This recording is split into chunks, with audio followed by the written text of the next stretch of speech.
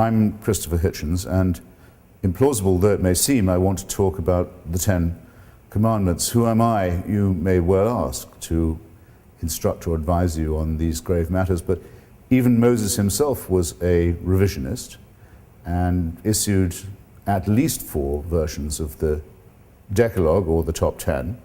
So if he can be a revisionist, well, so can I. Picture then, if you will, that I'm not just taking a blue pencil, but an actual chisel, and seeing if these tablets of stone could possibly stand a bit of an update for our time. Numbers 1 and 2 actually don't have anything to do with ethics at all. They are injunctions. They remind or instruct you that I am the Lord thy God, that thou shalt have no other gods before me, and they forbid the making of graven images.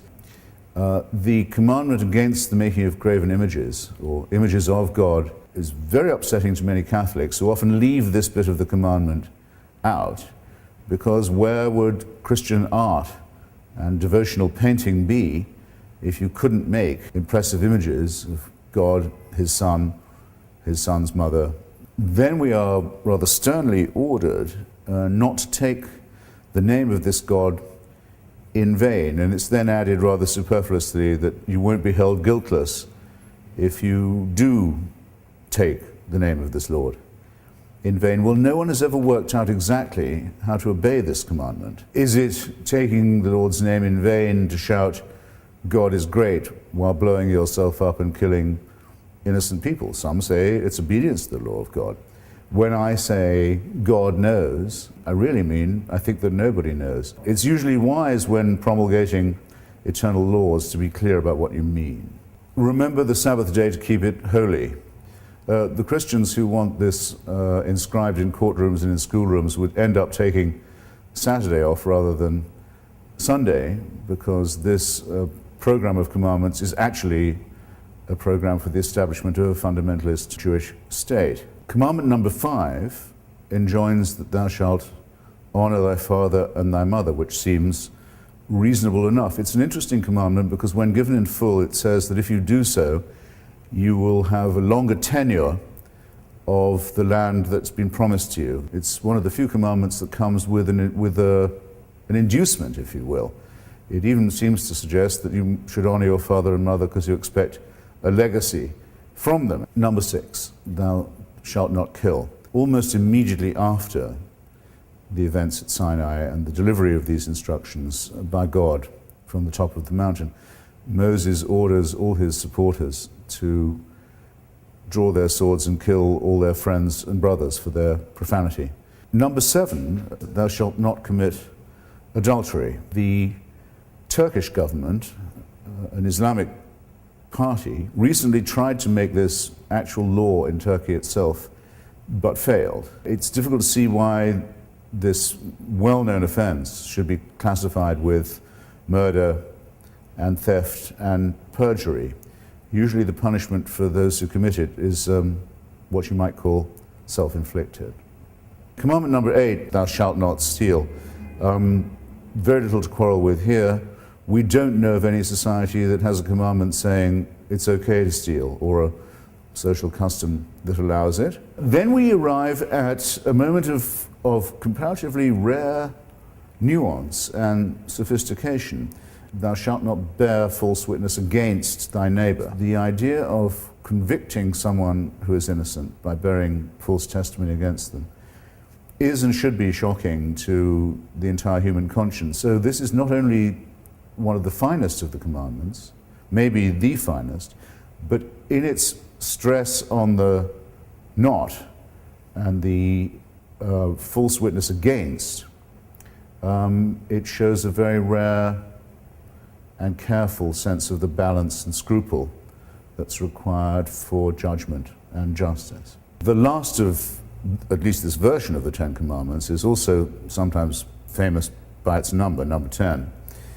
It forbids the coveting of your neighbor's or thy neighbor's goods, these to include his ox, his ass, his wife. I think there may be 3 thinkable objections here. First and most obvious, it considers the female of the human species to be equivalent to the chattel. Second, by way of objection, it's the only commandment that punishes thought. Here you're not forbidden to do anything. You're forbidden to think even about something. And third, the attempt to suppress an instinct, a desire that must have been put by God into us in the first place. Otherwise, how would we know? The essential division of opinion is this: did God make men, or did men make many gods? There are enough discrepancies just in the well-known version for us to be certain that we're looking here at a God who improvises, who's jealous, who's short of temper, who's inconsistent, or, if by any chance God didn't make Moses and the Hebrews, that the people who made God were jealous, short-tempered, inconsistent, and capricious in their turn. I don't know about you, but as between the consideration that man was made by God or that many gods were made by men, I've never thought there was much doubt as to which was the correct version. How might a Decalogue look if it was written for the 21st century? I never quite trust myself beginning a sentence by saying, "Thou shalt not," but let's see if we can adapt this famous question. Number one, do not condemn people on the basis of their ethnicity or their color. Number two, do not ever even think of using people as private property or as owned or as slaves. Three, despise those who use violence or the threat of it in sexual relations. Number four, hide your face and weep if you dare to harm a child. Number five, do not condemn people for their inborn nature. Why would God create so many homosexuals only in order to torture and destroy them? Number six, be aware that you too are an animal and dependent on the web of nature. Try and think and act accordingly.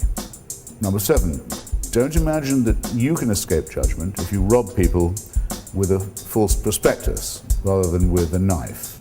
Number eight, turn off that fucking cell phone. You can have no idea how unimportant your call is to us. Number nine, denounce all jihadists and crusaders for what they are: psychopathic criminals with ugly delusions and terrible sexual repressions. Number 10, be willing to renounce any god or any faith if any holy commandments should contradict any of the above. In short, don't swallow your moral code in tablet form.